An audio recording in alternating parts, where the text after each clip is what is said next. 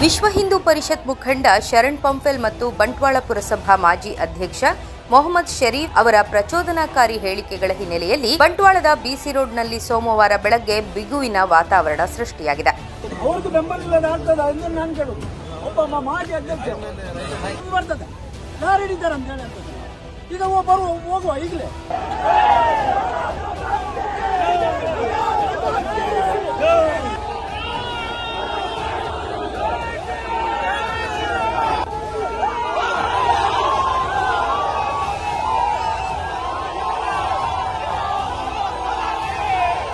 ಬಿಸಿ road Rakteshwari ದೇವಸ್ಥಾನದ ಮುಂಭಾಗದಲ್ಲಿ ಹಿಂದೂ ಕಾರ್ಯಕರ್ತರು ನೂರಾರು ಸಂಖ್ಯೆಯಲ್ಲಿ ಜಮಾಯಿಸಿದ್ದಾರೆ. ಗುಂಪು ಜಮಾಯಿಸಿರುವ ಹಿನ್ನೆಲೆಯಲ್ಲಿ ಸ್ಥಳದಲ್ಲಿ ಪೊಲೀಸರು ಬಿಗು ಪೊಲೀಸ್ ಬಂದೋಬಸ್ತ್ ಏರ್ಪಡಿಸಿದ್ದಾರೆ.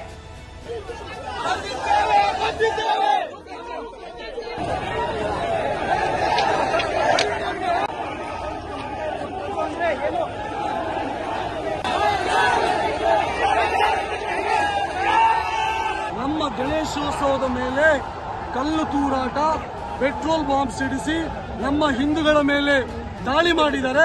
ಆ ದಾಳಿಯನ್ನು ವಿರೋಧಿಸಿ ನಾವು ಪ್ರತಿಭಟನೆ ಮಾಡಬೇಕಾದ್ರೆ ನಾವು ಹೇಳಿದ್ದು, ನೀವು ಕೂಡ ಮುಂದಿನ ದಿವಸಗಳಲ್ಲಿ ಈದ್ ಮಿಲಾದ್ ಮೆರವಣಿಗೆ ಮಾಡ್ತೀರಿ. ಒಂದು ವೇಳೆ ಅಂತ ಸಂದರ್ಭದಲ್ಲಿ ಹಿಂದೂ ಸಮಾಜ ಏನಾದರೂ ಮನಸ್ಸು ಮಾಡಿದ್ರೆ ಅದನ್ನು ನಿಲ್ಲಿಸುವಂತ ತಾಕತ್ತು ಕೂಡ ಹಿಂದೂ ಸಮಾಜಕ್ಕೆ ಇದೆ ಎಂಬಂತಹ ಒಂದು ಹೇಳಿಕೆಯನ್ನು ನಾನು ಕೊಟ್ಟಿದ್ದೆ. ಆದ್ರೆ ಇವತ್ತು ಯಾರೋ ಒಬ್ಬ ಗೂಂಡಗಳು, ಯಾರೋ ಒಬ್ಬ ರೌಡಿ ಶೀಟರ್ಗಳು, ಯಾರೋ ಒಬ್ಬ ಜಿಹಾದಿಗಳು, ಭಯೋತ್ಪಾದಕರು ಇವತ್ತು ಹಿಂದೂ ಸಂಘಟನೆಗೆ ಸವಾಲು ಹಾಕಿದ್ದಾರೆ, ಹಿಂದೂ ಸಮಾಜಕ್ಕೆ ಸವಾಲು ಹಾಕಿದ್ದಾರೆ. ದಕ್ಷಿಣ ಕನ್ನಡ ಜಿಲ್ಲೆ ಇದು ಹಿಂದುತ್ವದ ತವರೂರು. ಇಲ್ಲಿ ನಾವು ಸುಮ್ಮನೆ ಕುತ್ಕೊಳ್ಳುವಂತಿಲ್ಲ.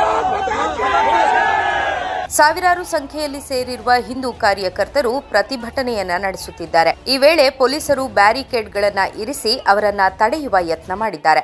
ಹಿಂದೂ ಕಾರ್ಯಕರ್ತರು ಅದನ್ನು ತಳ್ಳಿಕೊಂಡೇ ಹೋಗುವ ಯತ್ನವನ್ನು ಮಾಡಿದ್ದಾರೆ.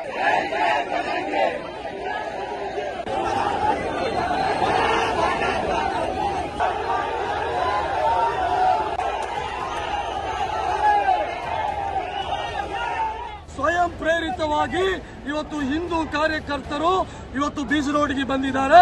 ನಾನು ಯಾರು ಆ ಜಿಹಾದಿ ನಾಯಿ ಇದ್ದಾನೆ ಅವನಿಗೆ ಇವತ್ತು ಸವಾಲು ಆಗ್ತಾ ಇದ್ದೇನೆ. ಇವತ್ತು ನಿನ್ನ ಸವಾಲಿಗೆ ನಾವು ಉತ್ತರ ಕೊಟ್ಟು ಬಂದಿದ್ದೇವೆ. ತಾಕತ್ತಿದ್ರೆ ಬಂದು ನಮ್ಮನ್ನು ತಡೆಯಲಿ, ಬಂದು ನಮ್ಮ ಹೋರಾಟವನ್ನು ನಿಲ್ಲಿಸಲಿ ಎಂಬಂತ ನಾನು ಸವಾಲನ್ನು. ಈ ನಡುವೆ ಪ್ರಚೋದನಾಕಾರಿಯಾಗಿ ಹೇಳಿಕೆ ನೀಡಿರುವ ಬಂಟ್ವಾಳ ಪುರಸಭೆಯ ಮಾಜಿ ಅಧ್ಯಕ್ಷ ಮೊಹಮ್ಮದ್ ಶರೀಫ್ ಹಾಗೂ ಪುರಸಭಾ ಸದಸ್ಯ ಹಸೈನಾರ್ ವಿರುದ್ಧ ಬಂಟ್ವಾಳ ನಗರ ಪೊಲೀಸ್ ಠಾಣೆಯಲ್ಲಿ ಈಗಾಗಲೇ ಪ್ರಕರಣ ದಾಖಲಾಗಿದೆ. ಅದೇ ರೀತಿ ಶರಣ್ ಪಂಫೆಲ್, ಪುನೀತ್ ಅತ್ತಾವರ ವಿರುದ್ಧ ಮಂಗಳೂರಿನ ಸೆನ್ ಕ್ರೈಂ ಪೊಲೀಸ್ ಠಾಣೆಯಲ್ಲಿ ಪ್ರಕರಣ ದಾಖಲಾಗಿದೆ.